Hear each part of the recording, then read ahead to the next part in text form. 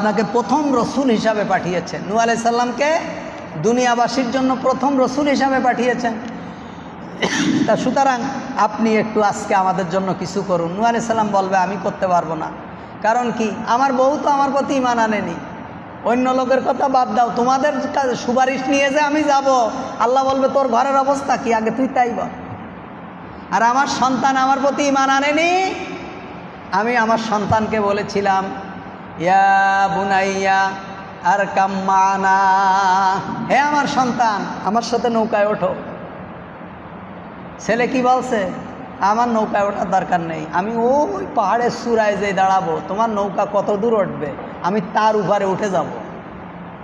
আল্লাহ তাআলা বলছেন, ইয়া নূহ লাইসা মিন আহলি, নূহ এটা তোমার পরিবারের কেউ হবে না। কারণ কি, যে সন্তান আল্লাহর দ্বীন মানে না সে পরিবারের কেউ হতে পারে না। আর যে অন্য পরিবারের কিন্তু দ্বীন মানে সে আমার ভাইয়ে পরিণত হয়ে যায়। সাহাবীরা তাদের আপন ভাইকে ভাই বলে পরিচয় দেয়নি, বাপকে বাপ বলে পরিচয় দেয়নি। বাপের বিরুদ্ধে অস্ত্র নিয়ে দাঁড়িয়ে গেছে, সন্তানের বিরুদ্ধে অস্ত্র নিয়ে দাঁড়িয়ে গেছে।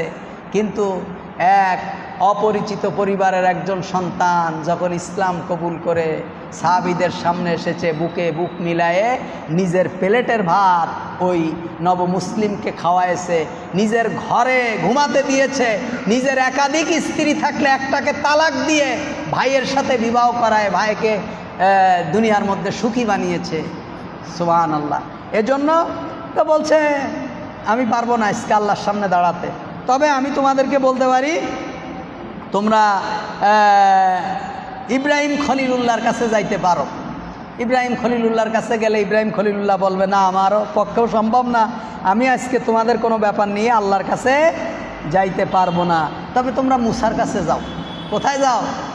মুসা আলাইহিস সালাতু ওয়াস সালামের কাছে যাও। মুসা আলাইহিস সালাম বলবে যে আমি তো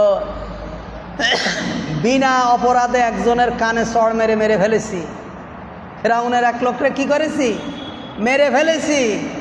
আমার তো এটা মারা জায়েজ ছিল না, আমি তো তার কোনো অন্যায়তে মারিনি, আমার কোনো দোষ নেই, আমি বুঝতে পারিনি যে এক চড়ে মারা যাবে, মরে গেছে। আজকে যদি আল্লাহ বলে তুই কেন মারলি, কোন অপরাধে আমার ওই বান্দারে তুই মেরে ফেললি, আমি এই কারণে আল্লাহর সামনে যাইতে পারবো না, আমার দ্বারা হবে না। তুমি কার কাছে যাও? ঈসা আলাইহিস সালাতু ওয়াস সালামের কাছে যাও। সবাই মিলে ঈসা আলাইহিস সালামের কাছে যাবে। ঈসা আলাইহিস সালাম বলবে, আমার কাছে আসছো? সারা দুনিয়ার খ্রিস্টানরা এরা আমারে আল্লাহর বেটা বলেছে। আল্লাহর কোনো বেটা আছে? আল্লাহর কোনো সন্তান আছে? লাম ইয়ালিদ ওয়া লাম ইউলাদ।